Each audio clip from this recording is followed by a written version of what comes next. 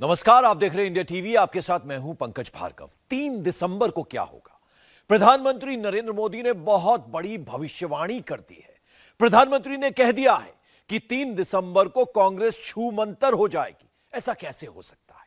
क्योंकि जिन 3 राज्यों में चुनाव चल रहे हैं वहां असली टक्कर तो कांग्रेस से ही है। और इन तीनों ही राज्यों में बहुत से ओपिनियन पोल्स ने यह भी बताया था कि कांग्रेस की सरकार बन सकती है। तो नरेंद्र मोदी को यह कौन सा मंत्र पता चला है जिससे कांग्रेस छूमंतर हो जाएगी? नरेंद्र मोदी ने यह कौन सी थ्योरी बनाई है जिससे उनके विरोधी घबरा गए हैं? इसका अंदाजा आपको सोशल मीडिया या अखबार के पन्नों से नहीं मिलेगा। जब आप प्रधानमंत्री की बातों को सुनेंगे और उनके दावों को डिकोड करेंगे तो आपको पता चलेगा कि उन्हें इतना कॉन्फिडेंस कहां से मिल रहा है। नरेंद्र मोदी को मिली गली गली की रिपोर्ट क्या रणनीति बता रही है और क्या कमी दिखा रही है? नरेंद्र मोदी बीजेपी के कप्तान हैं। उन्होंने सत्ता के इस सेमीफाइनल को जीतने के लिए क्या गेम प्लान किया है, इसकी पहली झलक आपको दिखाते हैं।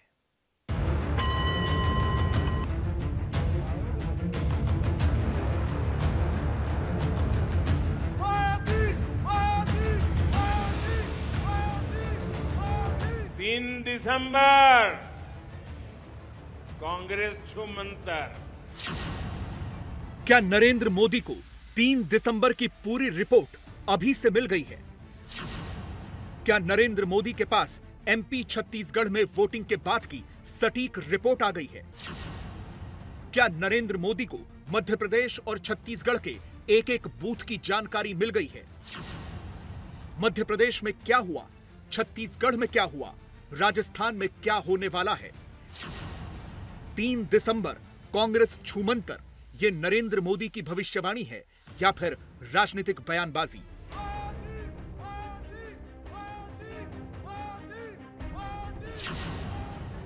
मध्य प्रदेश की बम्पर वोटिंग ने किसकी नींद उड़ाई हुई है? मध्य प्रदेश की वोटिंग से राजस्थान में क्या अनुमान लग रहा है? मध्य प्रदेश और छत्तीसगढ़ की बूथ रिपोर्ट पढ़ने के बाद क्या राजस्थान में मोदी का कॉन्फिडेंस बढ़ा हुआ है? बेटा खुद कह रहा है कि पापा की सरकार रिपीट नहीं होगी। डूब मरो कांग्रेस के लोगों, डूब मरो। जैसे दिवाली के त्योहार में माताएं बहनें हर कोने की सफाई करती है ना, ये चुनाव भी वो दिवाली है। हमने ऐसी सफाई करनी है, किसी कोने में भी कांग्रेस बचनी नहीं चाहिए। हिंदी पट्टी के 3 प्रमुख राज्यों यानी राजस्थान, मध्य प्रदेश और छत्तीसगढ़ में चुनाव चल रहे हैं। मध्य प्रदेश और छत्तीसगढ़ में वोटिंग कल यानी 17 नवंबर को पूरी हुई। राजस्थान में 25 नवंबर को मतदान होना है। नतीजा एक साथ 3 दिसंबर को आएगा, लेकिन उससे पहले के वोटिंग पैटर्न ने नेताओं को कंफ्यूज कर दिया है।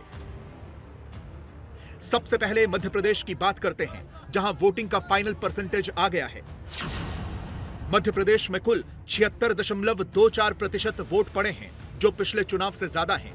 2018 के चुनाव में 75.63% वोटिंग हुई थी, यानी कुल 0.61% वोट ज्यादा पड़े हैं।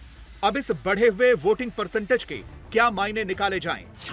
क्योंकि भारतीय राजनीति में यह कहा जाता है कि बम्पर वोटिंग होने का मतलब है एंटी इनकम्बेंसी, यानी लोग सरकार से खुश नहीं थे, इसलिए उन्होंने जमकर सरकार को हटाने के लिए वोट किया।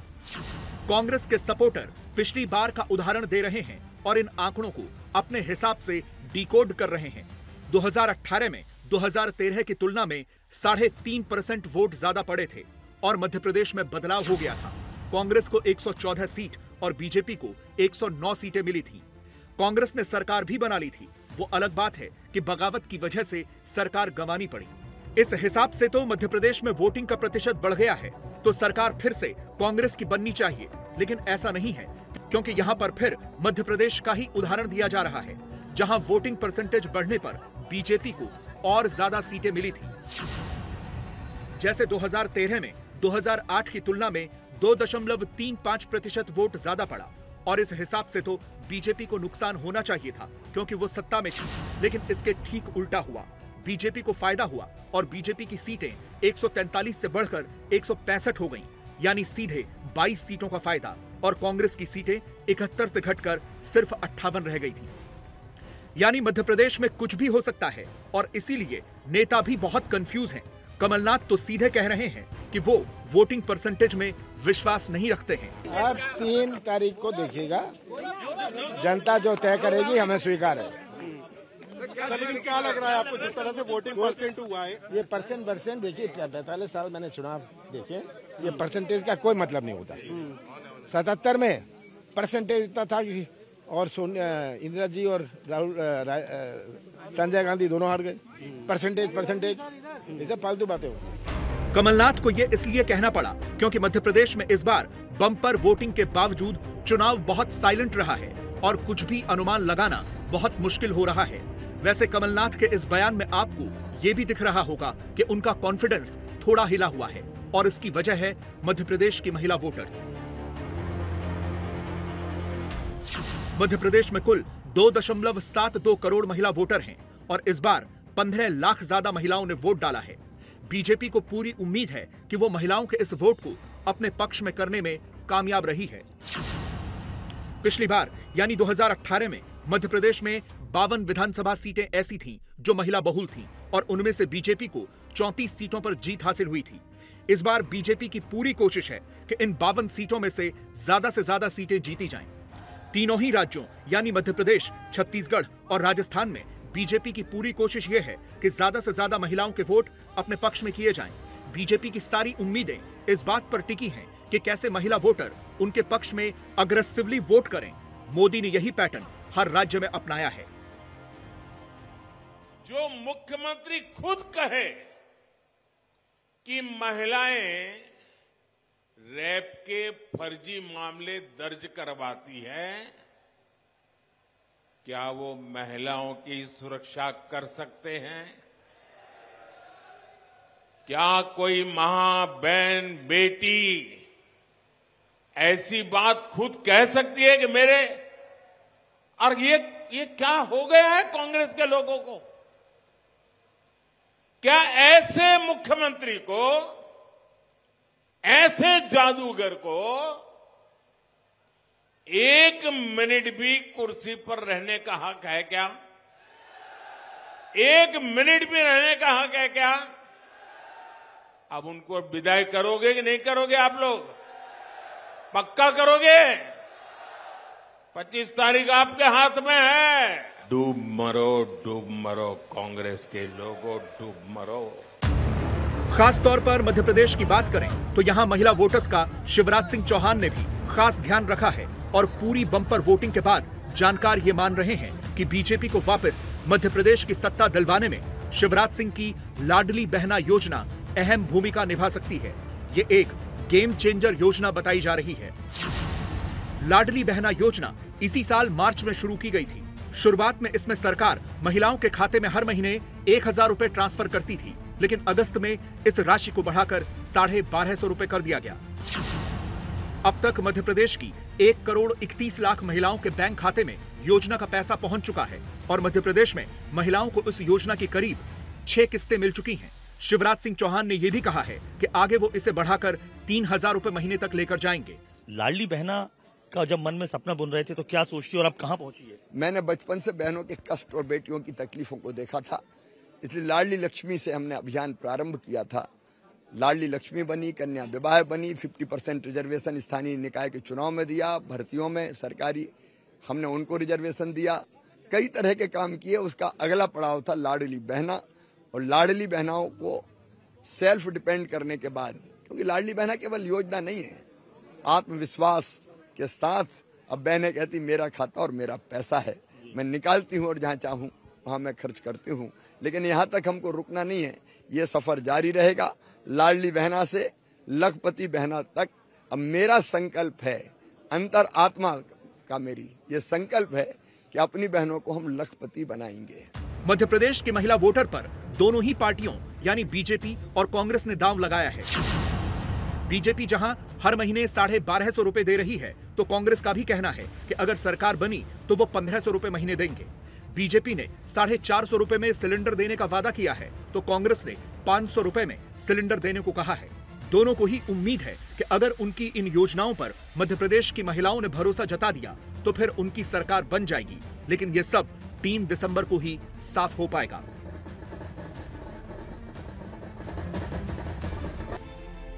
जन जन की यही पुकार आ रही है। भाजपा सरकार आपसे किए ये वायदे जरूर पूरे होंगे, ये मोदी की भी गारंटी है।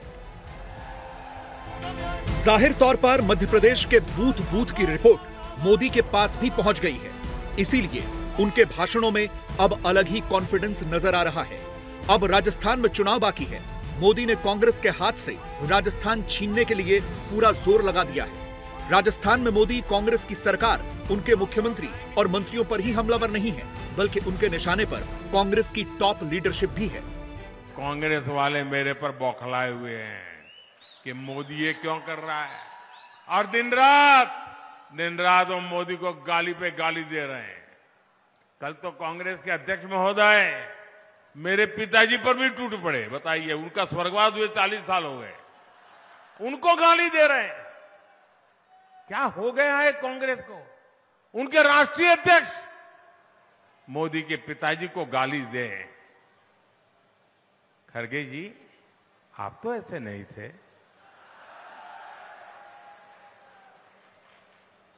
आपका हाल ऐसा कैसा हो गया?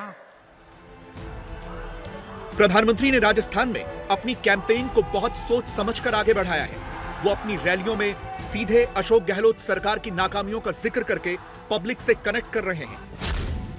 मोदी जब अशोक गहलोत की सरकार को आतंकवाद का समर्थक बताते हैं तो उनका निशाना उदयपुर के कन्हैया लाल की गला रेत कर हुई हत्या पर होता है।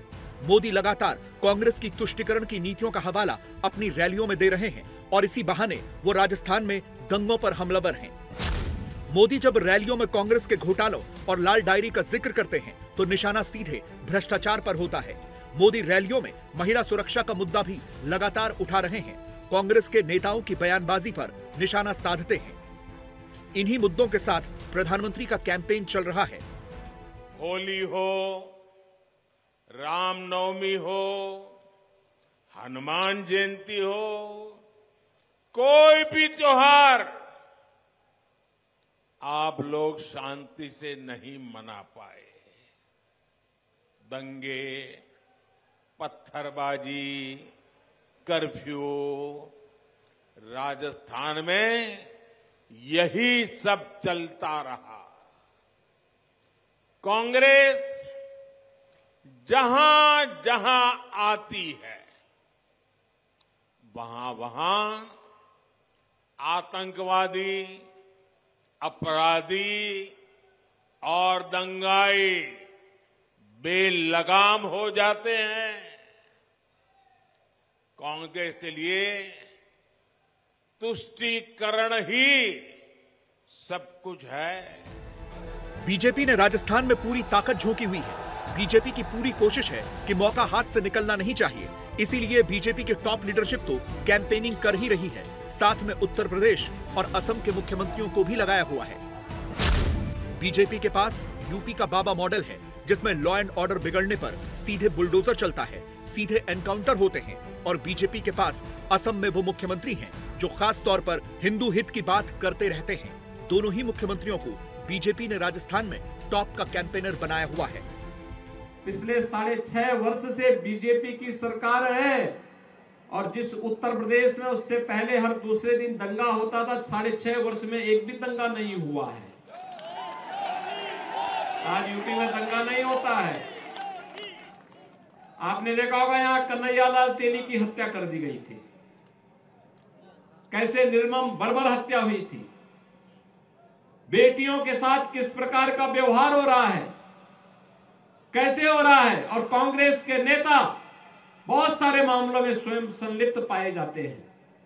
इसलिए भाइयों बहनों, अगर इन सब घटनाओं से मुक्ति चाहिए, देश की समस्या का नाम कांग्रेस है और अगर देश की समस्या का समाधान करना चाहते हैं तो कांग्रेस को हटा दीजिए, समाप्त कर दीजिए। हम तो खोल के हिंदू का राजनीति करता हूं भाई, उसमें क्या प्रॉब्लम है। ये देश में हिंदू का मतलब क्या है? सबका साथ, सबका विकास, सब धर्म समभाव, हिंदू भारतीय है। तो अब हिंदू का राजनीति करने में प्रॉब्लम क्या है? आप कांग्रेस को बोल दीजिए कि हम हमेशा से हिंदू है और हिंदू रहेगा। हिंदू लोगों को खाना नहीं चाहिए क्या? हिंदू लोगों को पेट्रोल का दाम कम होना नहीं चाहिए क्या? मेरा असम में पेट्रोल का दाम 98 रुपीज है, राजस्थान में 108 रुपया है, और 10 रुपया आप तो हिंदू से भी लेते हो, मुसलमान से भी लेते हो एडिशनल। उसका बारे में बात भी होना चाहिए। साथ साथ में आपने जो कन्हैयालाल का सर्तन जुदा किया, उसका बारे में भी चर्चा होना चाहिए। तो थोड़े कांग्रेस हमारा एजेंडा सेट करेगा। मोदी सीधे राजस्थान की पब्लिक से कनेक्ट करने की कोशिश कर रहे हैं। मोदी सीधे अपनी केंद्र सरकार और दूसरे राज्यों की उपलब्धियां बताते हैं और ये भी एहसास करवाते हैं कि राजस्थान कितना पीछे रह गया। खासतौर पर पेट्रोल के रेट की बात हो रही है, जो राजस्थान में 108 से 109 रुपए प्रति लीटर है, जबकि बीजेपी शासित दूसरे राज्यों में 97 रुपए लीटर है। मोदी भ्रष्टाचार पर बहुत ज्यादा हमलावर हैं। चुनावों के दौरान पड़े छापों में कांग्रेस के नेताओं से जो पैसे मिल रहे हैं, उसका जिक्र मोदी भ्रष्टाचार के तौर पर कर रहे हैं। राजस्थान कांग्रेस के लोगों को पूछोगे कि भाई क्या है, वो कहते हैं यार बाकी कुछ भी हो, बस लॉकर न खुल जाए। बाकियों को लक दिखता है, इनको लॉकर दिखता है। इनकी नींद हराम हो गई है कि मोदी लॉकर खोल रहा है और लॉकर में से सोना निकल रहा है, सोना। और कोई ये गलती मत करना कि आलू से बना हुआ सोना है।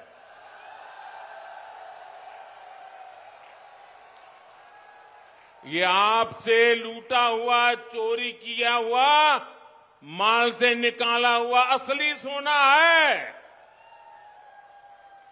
ये काला धन, ये सोने के भंडार जो लॉकर से निकल रहे हैं, ये राजस्थान के नौजवानों को धोखा दे करके लूटे गए हैं। ये पेपर लीक घोटाले का पैसा है, ये पानी से जुड़ी योजनाओं में हुए घोटालों का पैसा है, ये बच्चों के मिड डे मील से लूटा हुआ पैसा है, ये ट्रांसफर पोस्टिंग के में से कमाया हुआ पैसा है। कांग्रेस ने राजस्थान को जितना लूटा है, उसकी गवाही आज यहां का हर कारोबारी दे रहा है। अब तो कांग्रेस के काले कारनामों की लाल डायरी के पन्ने खुलने लगे हैं। लाल डायरी के 4 पन्ने 40 पन्नों से कम नहीं है। कुछ लोग कहते हैं कि लाल डायरी में एक बेटे का कबूलनामा भी है। बेटा खुद कह रहा है कि पापा की सरकार रिपीट नहीं होगी। लाल डायरी के जो पन्ने बाहर आए हैं, उनमें लिखा है कि जादूगर सरकार ने कैसे राजस्थान को खनन माफिया के हवाले कर दिया। पिछले 5 सालों तक कांग्रेस के लिए भी राजस्थान आसान नहीं रहा। सचिन पायलट की बगावत की वजह से कांग्रेस की मुश्किलें यहां बढ़ी रही। इस बार भी कांग्रेस ने किसी को चेहरा नहीं बनाया है। मोदी के बिछाए चक्रव्यूह से निपटने के अलावा कांग्रेस के पास अपनों से निपटने की भी चुनौती है। फिलहाल तो भ्रष्टाचार पर प्रधानमंत्री के मुखर होने के बाद अशोक गहलोत फिर से ईडी सीबीआई करने लगे हैं। प्रधानमंत्री जी तो 2 सवाल भी पूछते हैं आपसे। वो ये कहते हैं कि लाल डायरी में क्या है, लाल डायरी में कौन से काले राज हैं, और फिर वो पूछते हैं कि लॉकर खुल जाएगा तो बड़े बड़े मगरमच्छ अंदर हो जाएंगे। भाई जब ईडी, इनकम टैक्स, सीबीआई तीनों एक्टिव है तो उनको रोका किसने है? वो सब जांच करवाए ना, कौन मना कर रहा है उनको? खाली पॉलिटिकल बोलना अलग बात है चुनाव जीतने के लिए, पर अगर कुछ लगता है उनको कुछ शिकायत है या कोई दम है तो जांच करवाए उसकी। सब एजेंसी इनके पास में है। और जब वो जांच के लिए ईडी की टीम भेजते हैं तो आप उसी ईडी की टीम को टिड्डी कह देते हैं। ये देखिए, ईडी, इनकम टैक्स, सीबीआई तीनों प्रीमियर एजेंसी हमारी है, तीनों, और तीनों की क्रेडिबिलिटी कायम रहेगी तो जाके इकोनॉमिक ऑफेंसेस रुकेगा देश के अंदर, देश का हित है उसके अंदर। उसी से जो है आप साथ में देखिएगा, अगर मान लीजिए इन तीनों एजेंसियों की क्रेडिबिलिटी रहती है तो ही जाके आर्थिक अपराध भी रुकेंगे और साथ में जो है रेवेन्यू का लॉस नहीं होगा इनकम टैक्स के माध्यम से। हम चाहेंगे तीनों एजेंसियां मजबूत रहे, पर ये तीनों एजेंसियों को बर्बाद कर रहे हैं दुरुपयोग करके। राजस्थान में पिछले 30 साल में एक बार भी ऐसा नहीं हुआ कि जब सरकार रिपीट हुई हो, यानी राजस्थान के लोगों ने एक बार बीजेपी और दूसरी बार कांग्रेस को ही चुना है। इस हिसाब से तो अब बीजेपी की बारी है, लेकिन चुनाव में कुछ भी हो सकता है। फिलहाल तो ऐसा लग रहा है कि मोदी बाकी राज्यों की तरह यहां भी बाजी पलट रहे हैं।